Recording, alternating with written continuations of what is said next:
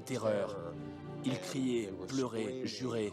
Ils étaient anéantis. Ça, c'est un extrait du documentaire de la plus grosse arnaque jamais orchestrée. 65 milliards de dollars, un chiffre complètement fou et quasi impossible à se représenter. En gros, c'est comme si tu allais 1120 fois en voyage à la Station Spatiale Internationale.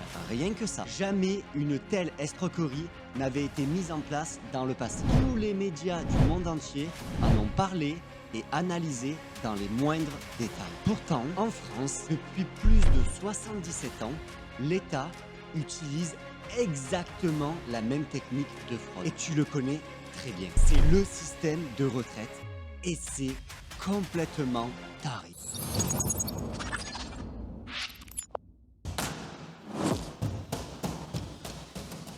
Fais des études, travaille bien toute ta vie et tu pourras bénéficier d'une retraite dorée. C'est le mantra que l'on se répète de génération en génération. Et moi le premier, on me l'a répété encore et encore. On te vend ça comme si c'était la vie parfaite. La vie dont tout bon citoyen peut rêver. Mais ce n'est qu'une illusion.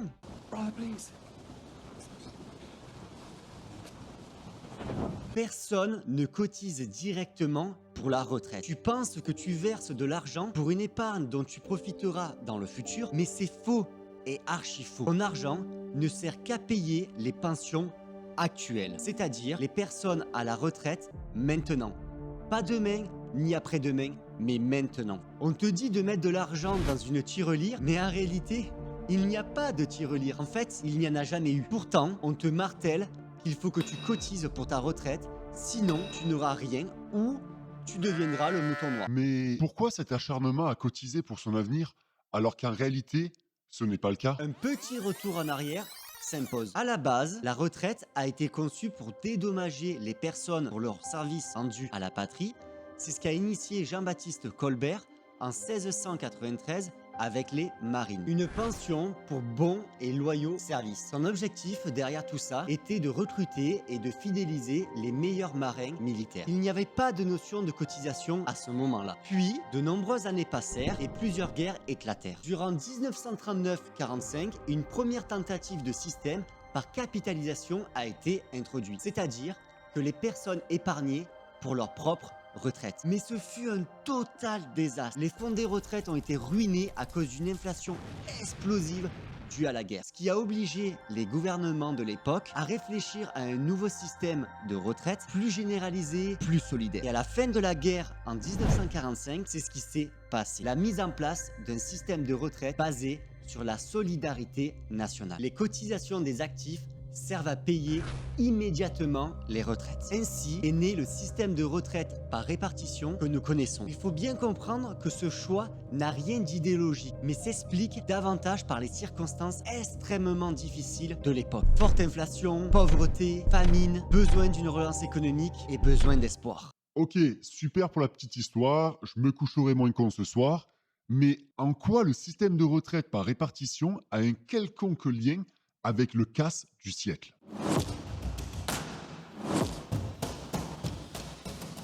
C'était en 2008 quand Bernard Madoff est arrêté et jugé pour la plus grosse escroquerie de tous les temps. La sentence est sans appel, 150 ans de prison. L'escroquerie est simple mais terriblement efficace. Et Bernard Madoff l'avait très bien compris pour escroquer pas moins de 65 milliards de dollars. En réalité, cette escroquerie provient d'un certain Charles Ponzi qui aurait trouvé le secret de la richesse en 1920. À cette époque, il promet à ses clients de doubler leur mise par 3 et sans risque. Les clients affluent, c'est la folie. Et Ponzi encaisse 1 million de dollars par semaine. Mais la fête est de courte durée.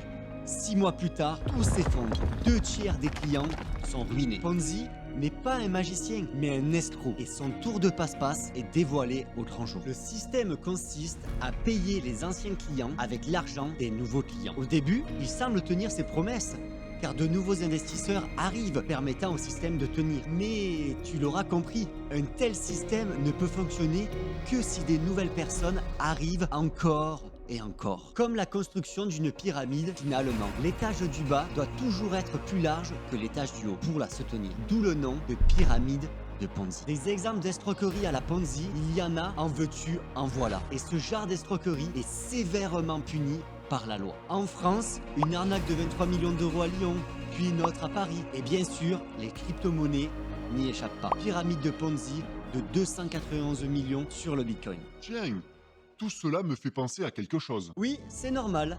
Notre système de retraite par répartition est construit sur un modèle pyramidal, exactement comme l'escroquerie de Ponzi et de Madoff. Et pourtant, de nombreux pays développés, comme la France, s'obstinent à inscrire dans la loi que l'État est autorisé à faire, ce qui envoie en prison les imitateurs de Ponzi. Plutôt ironique à vrai dire, s'il n'était pas question de notre avenir. Mais pourquoi avoir continué un tel système? Les baby boomers. Après la guerre, une explosion économique et démographique a été constatée. Ainsi, l'État français a trouvé un excellent moyen de garantir une rémunération aux anciens en taxant l'argent des plus jeunes. Comme toujours, dans ces montages pyramidaux, les premiers entrés touchent le pactole et les derniers n'ont plus que leurs yeux pour pleurer. En extrapolant légèrement, si les actifs arrêtaient de cotiser maintenant, les retraités n'aurait plus qu'à faire la manche. Pour que la pyramide de Ponzi des retraites puisse tenir à long terme, en premier, il faut avoir une croissance démographique, c'est-à-dire plus de naissances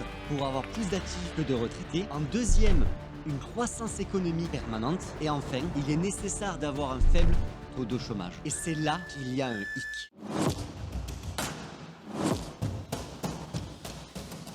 Pendant près de 40 ans, nourri par les baby boomers et les 30 glorieuses, le système des retraites tient parfaitement.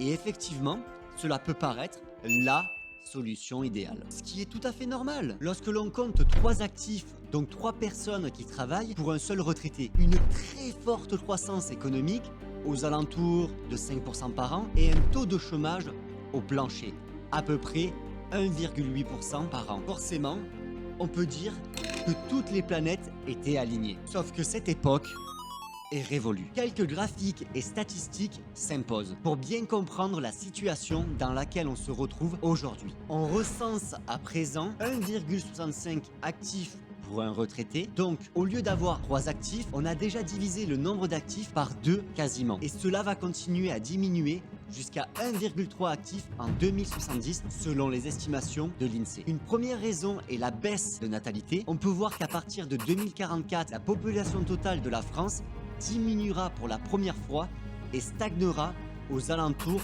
de 68 millions. Et en deuxième, l'espérance de vie a considérablement augmenté ces dernières années. Et tant mieux pour nous. La projection de population selon l'INSEE sur la pyramide des âges le confirme très bien. Déjà, en 2022, on peut voir que la pyramide ne ressemble plus vraiment à une pyramide, car le milieu est aussi large que le bas. Puis, plus on va dans le temps, plus la pyramide se déforme, tant à la base, ça équivaut aux naissances, qu'au sommet pour les retraités. Finalement, en 2070, notre pyramide ne sera plus du tout une pyramide. D'où la phrase « pas d'enfants, pas de retraite ». Depuis une vingtaine d'années, la croissance économique tourne entre 1% et 2% par an. Hormis en 2020, moins 8% dû au Covid, et en 2021, plus 7% avec la reprise économique. On est bien loin des 5% que l'on avait durant les 30 glorieuses. Le chômage était relativement bas jusqu'en 1970, environ 1,8%. Puis, il a commencé à fortement augmenter d'année en année pour atteindre 8% en 2021. En résumé, le système des retraites est en train de s'effondrer. Pour cause, le financement des retraites coûte de plus en plus cher. Et là, accroche-toi, car l'arnaque du siècle à 65 milliards est en fin de compte ridicule en comparaison au système des retraites. Selon le Conseil d'orientation des retraites, plus de 330 milliards d'euros seront consacrés chaque année au financement de notre belle pyramide. Un petit tableau s'impose. En 2000, les retraites coûtaient environ 174 milliards d'euros. Et en 2020, 344 milliards d'euros. Inutile d'être économiste pour constater qu'il y a une légère différence. Ça représente un joli total de 5556 milliards d'euros. Juste sur les 20 dernières années. Pour revenir à notre comparaison à la Station spatiale internationale, ça représente pas moins de 95 793 voyages. À cette allure-là, On serait devenus des experts de voyage intergalactiques. Comme nous vivons plus longtemps, le gouvernement est contraint d'attribuer des montants de plus en plus élevés.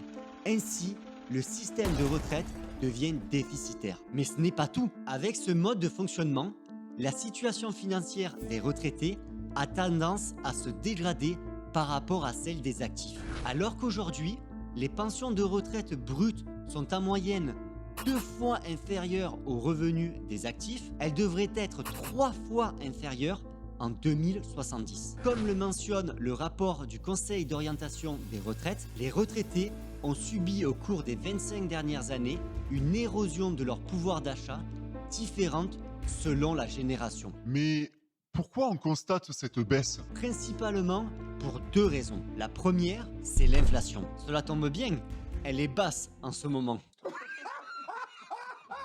Il faut savoir que normalement dans la loi, les retraites sont indexées sur l'inflation afin de préserver le pouvoir d'achat. Mais plusieurs gouvernements, par le passé, ont simplement choisi de désindexer temporairement les retraites de l'inflation pour faire des économies. La deuxième raison est la hausse des prélèvements sociaux sur les retraites. Merci à la CSG. Ce n'est pas moi qui le dis, mais toujours le Conseil d'orientation des retraites dans son rapport de 2021. Les générations plus jeunes seraient pénalisées par des taux de cotisation plus élevés et un montant moyen de pension plus faible relativement aux revenus d'activité moyens. Ok, j'ai compris, il y a de quoi s'inquiéter à présent. Mais de toute façon, l'État trouve toujours une solution, non? Oui, mais pas toujours à ton avantage.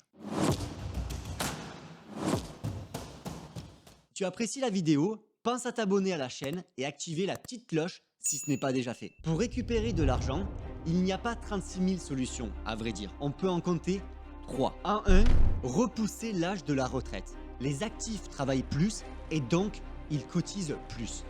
C'est le levier le plus efficace car ça permet de générer rapidement des économies. En 2, augmenter le montant des cotisations, ce qui implique de baisser les salaires nets des actifs. Donc des taxes et encore des taxes. Rien de neuf. Et en dernier, baisser les pensions des retraites, c'est-à-dire appauvrir les retraités. Au final, aucune solution n'est idéale, surtout pour toi. Peu importe la solution choisie, cela implique forcément un désavantage pour les personnes actives ou les retraités. Ce qui explique que quelles que soient les réformes qui vont passer à l'avenir, elles ne pourront jamais satisfaire l'ensemble de la population. Et tout le monde sera lésé à un moment ou un autre de sa vie. Ok, d'accord, j'ai compris. Mais j'ai entendu dire qu'il y a des milliards et des milliards dans les caisses de retraite. Donc, pas de souci à se faire. Oui, c'est exact. À présent, il reste à peu près 131 milliards dans les réserves des caisses de retraite. Cela fait un joli petit trésor. Finalement, c'est une goutte d'eau quand on le compare aux dépenses des retraites qui représentent environ 330 milliards rien que pour une année. En 2001, un fonds de réserve pour les retraites a été créé dans le but d'anticiper la génération des baby boomers. Mais l'État a décidé de complètement abandonner son objectif et l'a changé en finançant la dette de la Sécu. À présent, il reste à peu près 27 milliards dans ce fonds. Mais où se trouve le reste de l'argent? Quand on parle de réserve des caisses de retraite, en fait, on parle de tout l'argent disponible des 42 caisses privées et publiques, plus le fonds de réserve de retraite. C'est pour cela qu'en 2020-2021, on a entendu plusieurs députés et économistes dire que c'est un scandale de réformer les retraites car les réserves sont pleines à craquer, comme l'a mentionné le député Adrien Quatennens. Alors oui, c'est tout à fait vrai. Il restait 150 milliards début 2021 et 131 milliards à présent. Mais ce qu'ils ne vous disent pas, c'est que le fonds de réserve de retraite n'a plus pour objectif de financer le déficit et que la quasi-totalité des réserves des caisses de retraite proviennent du secteur privé et non public. La fonction publique, comme la SNCF, la RATP, etc., ne dispose d'aucune réserve.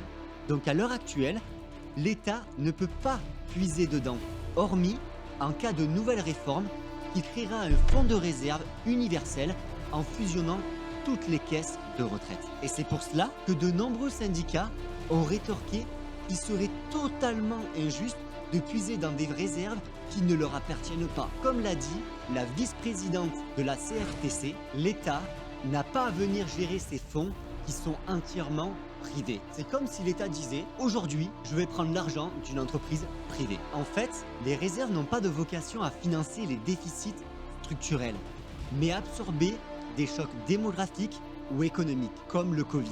Les utiliser différemment n'est pas une stratégie viable, car dans une dizaine d'années, le système sera toujours déficitaire et les réserves auront disparu. Tout cela pour dire que c'est un joli bordel. Je ne sais pas ce qu'il va se passer à l'avenir, que cela soit au niveau des réformes ou de la croissance économique, car je ne possède pas de boule de cristal et à ma connaissance, personne n'en possède, en tout cas pas une qui fonctionne. Mais une chose est sûre, le système des retraites est en péril, c'est mathématique, et personne ne peut dire le contraire. Par contre, il existe des solutions viables à l'échelle individuelle pour assurer son avenir.